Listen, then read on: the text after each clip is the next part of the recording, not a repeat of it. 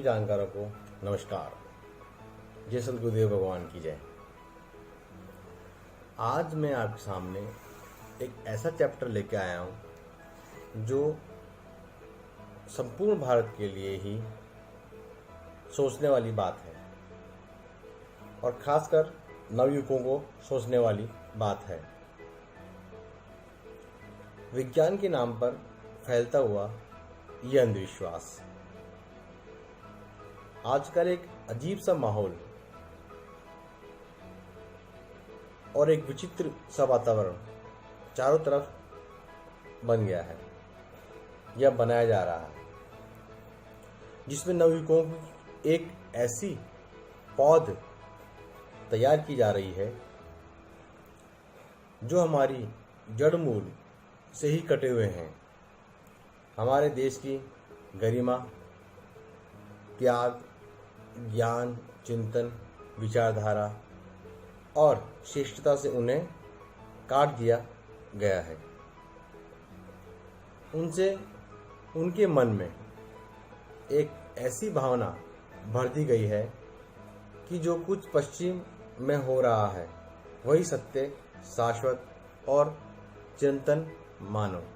हमारे देश की जो भी संस्कृति, चिंतन और ज्ञान है वह सब कुछ पाखंड, अंधविश्वास से ओतप्रोत और धकियानुसी है।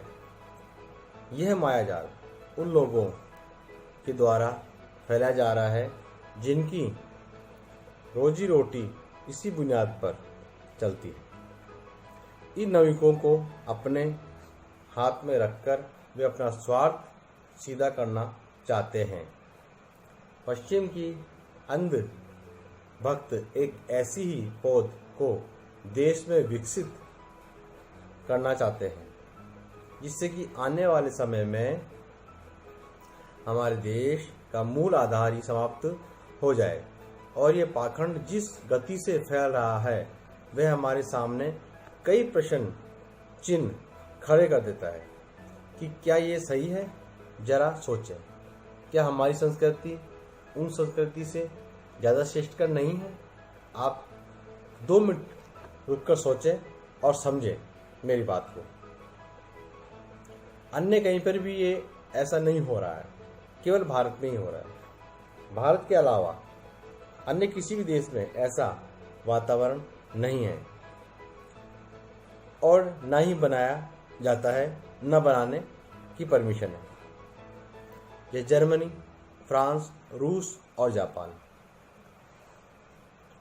आदि विकसित देशों में देखें तो हम पाएंगे कि उन लोगों को अपनी धरती से, अपने पूर्वजों से, अपनी प्राचीन संस्कृति से अपनत्व है। वे उसे संभाल कर रखने का प्रयास करते हैं। उनकी शिक्षा में प्राचीनता के प्रति आदर और सम्मान की भावना दी जाती है।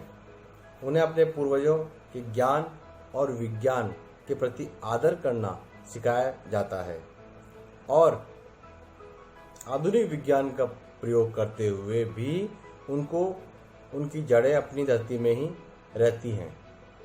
वहाँ पर प्राचीन स्मारकों, कलाकृतियों के प्रति अजीब सा आकर्षण बना रहता है उन लोगों का आपस में।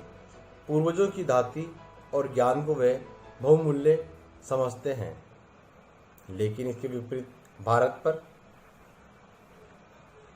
पर भारत में सर्वदा इसके विपरीत हो रहा है।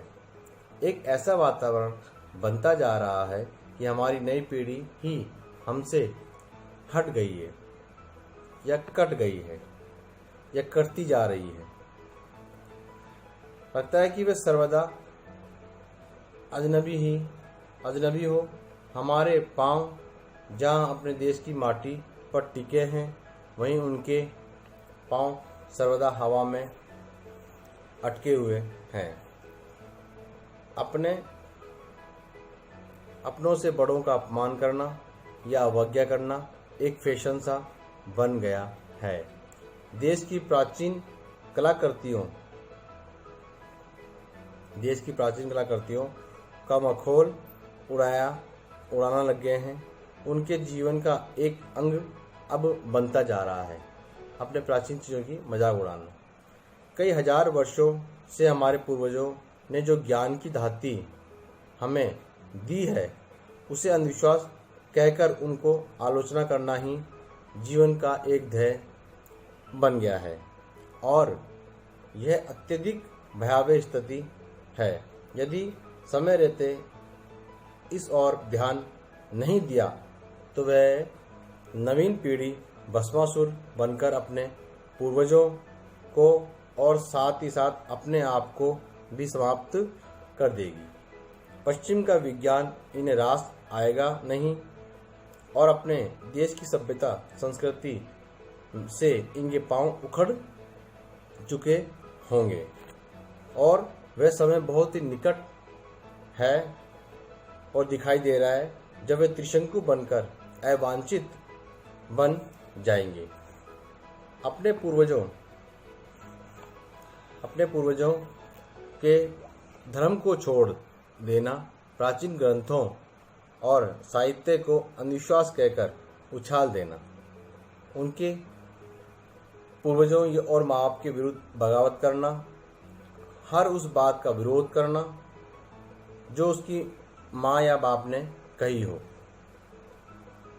सरेआम निर्लजता के साथ पेश आना, बूढ़ों साधुओं वृद्धों पूर्वजों के प्रति मजाक उड़ाना आदि इस पीढ़ी का एक धर्म बन गया है। प्रेम में अपने आप को महान समझ लेना, सरेआम प्रेम प्रदर्शित करना, कम उम्र और अविवाहित अवस्था में ही गर्भधारण कर लेना और स्वच्छंद बनकर क्लबों में विचरण करना और ऐसी स्थिति में अपने आप को इन लोगों के लिप्त कर दिया है कि जहाँ ना इनका कोई भविष्य सुरक्षित रह सका है और ना अतीत की परंपरा ही इनके पास रही है। आने वाला समय इन नवयुवकों को बर्बाद कर देगा यदि अभी से हम सावधान नहीं हुए तो।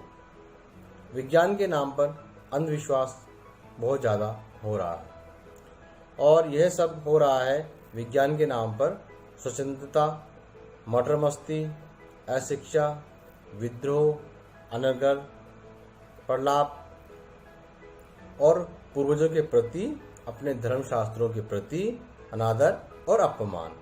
ये सब विज्ञान के नाम पर हो रहा है। सही अर्थों में देखा जाए तो विज्ञान की ओट में एक दूसरे प्रकार का अंधविश्वास फैलता जा रहा है। पश्चिम के विज्ञान को अपनाने की ललक में हम अपनी स्वाभिमान और गरिमा खोते जा रहे हैं। अपने जीवन को पूर्वजों की श्रेष्ठता को पश्चिम के हाथों गिरवी रखते हम जा रहे हैं।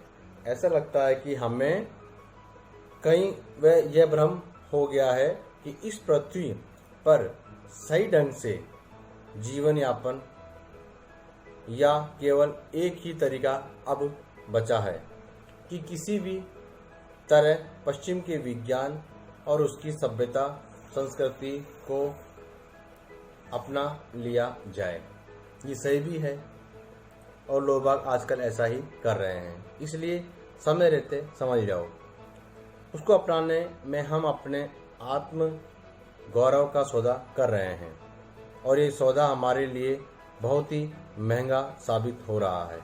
इस सौदे में हमारे प्राचीन शास्त्र, बहुमूल्य ज्ञान सब कुछ उनके हाथों में गिरवी रखा जा रहा है और एक समय ऐसा आएगा और शायद वह समय बहुत ही जल्द आने वाला है, हमारे देखते देखते ही आ जाएगा। ये बात भी सही है। हमारे पास अपना कहने के लिए कुछ भी नहीं होगा, कुछ भी नहीं बचेगा। पश्चिम की वेशभूषा, पश्चिम का ज्ञान, पश्चिम का ही जीवन यापन, और फिर इनसे हम क्या बच पाएंगे, बच सकेंगे? नहीं। जिसे हम अपना कह सकेंगे इसमें किसी देश का कोई स्वार्थ साफ साफ दिखाई दे रहा है। चारों तरफ एक ऐसा भ्रम फैला दिया गया है कि पश्चिम में वैज्ञानिक सत्य पनपा है और वही अलादीन का चिराग है। उसी के द्वारा जीवन की सारी समस्याओं का समाधान संभव है। आवश्यकता हमारी जमीन को समझने की, मिट्टी की मीठी सुगंध को पहचानने की, पूर्वजों के ज्ञान को आत्मसात करने की। ये सब बातें हमें जल्द से जल्द अपने बच्चों को सिखानी चाहिए और सिखाना भी अब जरूरी हो गया है। तभी हमारा और हमारे देश का भविष्य सुरक्षित है और भविष्य विश्व के सामने सुरक्षित हम कर सकेंगे। अन्यथा यदि हम पश्चिम के मोह में अपने पूर्वजों के ज्ञान और श्रद्धा को इसी प्रकार नकारते रहे तो आने वाली पीढ़ियां हमारे नाम पर थूकेगी और हमें ऐसी व्यक्तित्व की संज्ञा दे देगी जिसे नपुंसक या हतवीर्य कहा जाता है। तो मेरे जानकारों, आप सभी जाग जाइए। मेरा देश महान है। भारत में तपस्वी योगी हुए हैं बड़े बड़े, उन्हीं की वजह से हम आज जीवित हैं। जो हमारी मर्यादाएं हैं उन्हें अपनाएं, जो हमारे शास्त्र हैं उन्हें भी अपनाएं। आप सोचें, थोड़ा सोचें। जय श्री निकला महाकाल की।